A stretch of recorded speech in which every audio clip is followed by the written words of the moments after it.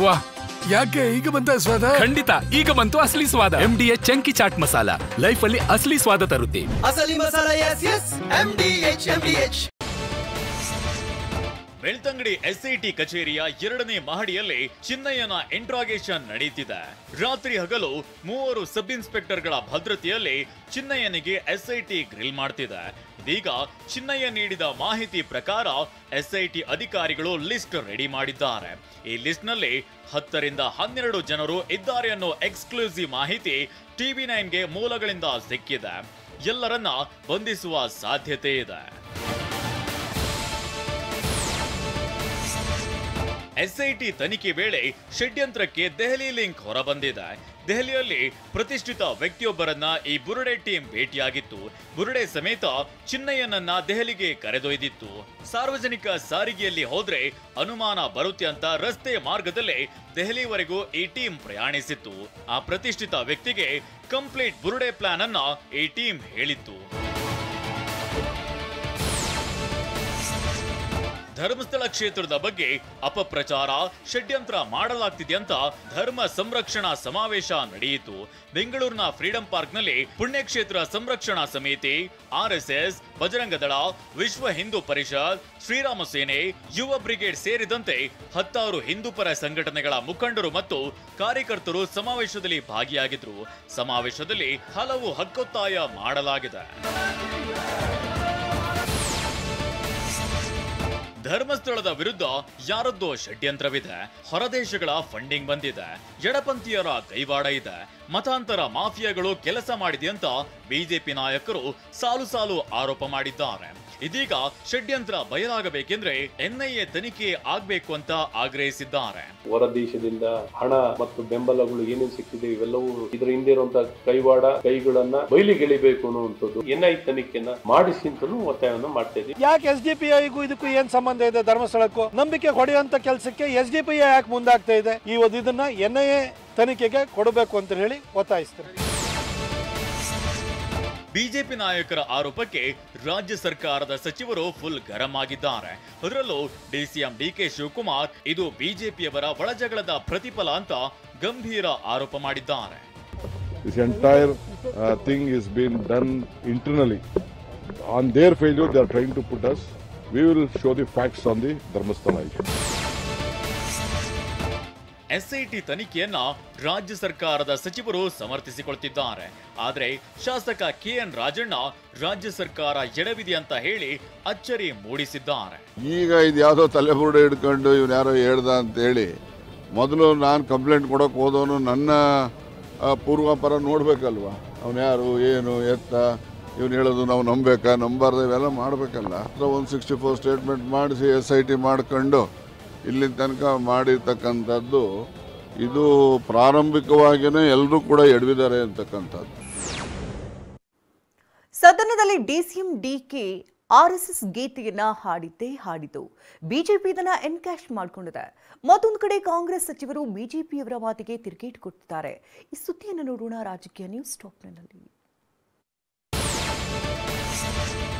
DCM DK Shivakumar ಏನ್ ಬೇಕಾದ್ರೂ ಮಾಡಬಹುದು ಅಂತ ಸಚಿವ ಸ್ಥಾನದಿಂದ ವಜಾಗೊಂಡ KN ರಾಜಣ್ಣ ವ್ಯಂಗ್ಯಭರಿತವಾಗಿ ಹೇಳಿದ್ರು. DK Shivakumar RSS ಗೀತೆಯನ್ನಾದ್ರೂ ಹಾಡಬಹುದು. ಅಮಿತ್ ಶಾ ಸದ್ಗುರು ಜೊತೆ ವೇದಿಕೆಯಲ್ಲಿ ಕುಳಿತುಕೊಳ್ಳಬಹುದು. KPCC ಅಧ್ಯಕ್ಷ ಪ್ರಯಾಗ್ರಾಜ್ಗೆ ಹೋಗಿ ಪುಣ್ಯ ಸ್ನಾನ ಮಾಡಿದ್ರೆ ಬಡವರ ಹೊಟ್ಟೆ ತುಂಬುತ್ತಾ ಅಂತ ಹೇಳಿ ಅಲ್ಲಿಗೆ ಹೋಗ್ತಾರೆ. ಆದ್ರೆ ಜನ ನಿರ್ಧರಿಸ್ತಾರೆ ಅಂತ ಹೇಳಿದ್ದಾರೆ. ಅವ್ರು ಏನ್ ಬೇಕಾದ್ರೂ ಮಾಡ್ಬೋದ್ರಿ. ಅವ್ರು RSS ಗೀತೆ ಬೇಕಾದ್ರೂ ಆಡ್ಬೋದು. ಅಲ್ಲಿ ಇದು ಎಂಥದ್ದು ಅಮಿತ್ ಶಾ ಜೊತೆನಲ್ಲಿ ಹೋಗಿ ಸದ್ಗುರು ಇವರು ಡಯಾಸ್ ಮೇಲೆ ಕೂತ್ಕೋಬಹುದು. ಆಮೇಲಿಂದ ಇದು ಎಲ್ಲಿ ನಮ್ಮ KPCC ಅಧ್ಯಕ್ಷರು ಅಂಬಾನಿ ಮನೆ ಮದುವೆನ ನಮ್ಮ ರಾಹುಲ್ ಗಾಂಧಿ ಅವರು ಸ್ವೀಕಾರ ಮಾಡಲಿಕ್ಕೆ ಹಿಂದೂ ಮುಂದೆ ನೋಡಿ ಅವ್ರು ಸ್ವೀಕಾರ ಮಾಡೋದಿಲ್ಲ. ಅಂಥ ಮದುವೆಗೆ ಕುಟುಂಬ ಸಮೇತ ಹೋಗ್ತಾರೆ. ಇವೆಲ್ಲ ಇರೋವಂಥವು. ಇದ್ರ ಬಗ್ಗೆ ಜನ ತೀರ್ಮಾನ ಮಾಡ್ತಾರೆ. ಸದನದಲ್ಲಿ DCM DK RSS ಗೀತೆಯನ್ನ ಏಕೆ ಹೇಳಿದ್ದಾರೆ ಅಂತ ಅವರೇ ಸ್ಪಷ್ಟೀಕರಣ ಕೊಡಬೇಕು ಅಂತ ಯಾದಗಿರಿಯಲ್ಲಿ PWD ಸಚಿವ ಸತೀಶ್ ಜಾರಕಿಹೊಳಿ ಹೇಳಿದ್ದಾರೆ. RSS ಗೀತೆ ಹಾಡಿದ ತಕ್ಷಣ DK ಬಿಜೆಪಿ ಪರ ಅಂತ ಹೇಗೆ ಹೇಳ್ತೀರಿ?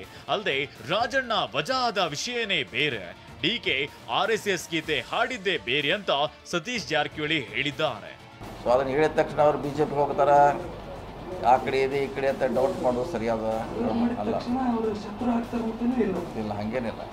ರಾಜಕೀಯದಲ್ಲಿ ದಿವಸ ಚೇಂಜ್ ಆಗ್ತಾ ಇರೋದು. ದಿವಸಕ್ಕೆ ದಿವಸ ಬಿಜೆಪಿ ಕೂಡ ಅಷ್ಟು ನೀಟಾಗಿ ಆಡಕ್ಕೆ ಬರಲ್ಲ. RSS ಬಹಳ ನೀಟಾಗಿ ಆಡಿದ್ರು. ನಮ್ಮ ಅಧ್ಯಕ್ಷ ಸಂಸ್ಕೃತಿ ಬಗ್ಗೆ ಎಕ್ಸ್ಪರ್ಟ್ ಇದ್ದಾರೆ, ಕಲಿತಿದ್ದಾರೆ ಅವರು. ಉಪಮುಖ್ಯಮಂತ್ರಿ DK ಶಿವಕುಮಾರ್ ಸಂಸ್ಕೃತ ಪಂಡಿತರು. ಅವರು ಒಂದೊಂದು ಸಲ ಭಗವದ್ಗೀತೆ ಬಗ್ಗೆ ಮಾತನಾಡ್ತಾರೆ, ಸಂಸ್ಕೃತ ಹೇಳ್ತಾರೆ. ಹಾಗೆ ಮೊನ್ನೆ RSS ಪ್ರಾರ್ಥನೆ ಹೇಳಿದ್ದಾರೆ. ಇದರಲ್ಲಿ ಬೇರೆ ಏನೂ ಇಲ್ಲ ಅಂತ ಸಚಿವ MB ಪಾಟೀಲ್ ಹೇಳಿದ್ದಾರೆ. DK ಹುಟ್ಟಿನಿಂದಲೇ ನಾನು ಕಾಂಗ್ರೆಸ್ ಅಂತ ಹಲವು ಬಾರಿ ಹೇಳಿದ್ದಾರೆ. ಅವರು ಎಲ್ಲೋ ಎಂದೂ ಕೂಡ ಕಾಂಗ್ರೆಸ್ ಬಿಡುತ್ತೇನೆ ಅಂತ ಹೇಳಿಲ್ಲ ಅಂತ ಸ್ಪಷ್ಟಪಡಿಸಿದ್ರು. ತಮ್ಗೆ ಗೊತ್ತಿದೆ, ಅವರು ಸಂಸ್ಕೃತ ಒಂದು ಪಂಡಿತರು. ಅವರೆಲ್ಲ ಸಂಸ್ಕೃತವನ್ನು ಯಾವ ರೀತಿ ಅರ್ಥಿಸ್ಕೊಂಡಿದ್ದೀವಿ ನಿಮ್ಗೆ ಗೊತ್ತಿದೆ. ಸಭಾಸರ ಅವತ್ತು ಭಗವದ್ಗೀತೆಯನ್ನು ಅವ್ರು ಕೋಟ್ ಮಾಡ್ತಾರೆ, ಮತ್ತೊಂದನ್ನು ಕೋಟ್ ಮಾಡ್ತಾರೆ.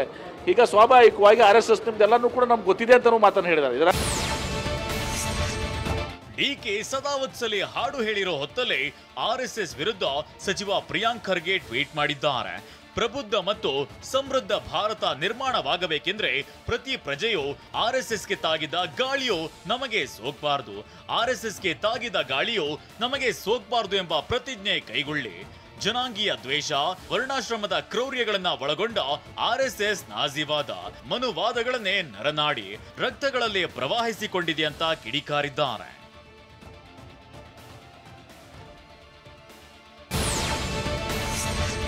DCM DK ಶಿವಕುಮಾರ್ RSS ಗೀತೆ ಹಾಡಿದ ವಿಚಾರವಾಗಿ ಮಾತನಾಡಿದ ಸಚಿವ ಚಲುವರಾಯಸ್ವಾಮಿ, ಉಪಮುಖ್ಯಮಂತ್ರಿ DK ಶಿವಕುಮಾರ್ ಒಬ್ಬ ಹಿಂದುತ್ವ ದೇಗುಲಗಳ ಬಗ್ಗೆ ಬಿಜೆಪಿಗಿಂತ ನಮಗೆ ಹೆಚ್ಚು ಗೌರವವಿದೆ. ನಾವು ಎಲ್ಲರನ್ನ ಸಮಾನವಾಗಿ ನೋಡ್ತೇವೆ. ಆದ್ರೆ ಬಿಜೆಪಿಯವರು ಹಿಂದುತ್ವದಲ್ಲಿ ರಾಜಕಾರಣ ಮಾಡ್ತಾರೆ. DK ಬಿಜೆಪಿಗೆ ಹೋಗೋದಾದ್ರೆ ಯಾವಾಗಲೂ ಹೋಗ್ತಿದ್ರು ಅಂತ ಬಿಜೆಪಿಗೆ ಕುಟುಕಿದ್ದಾರೆ.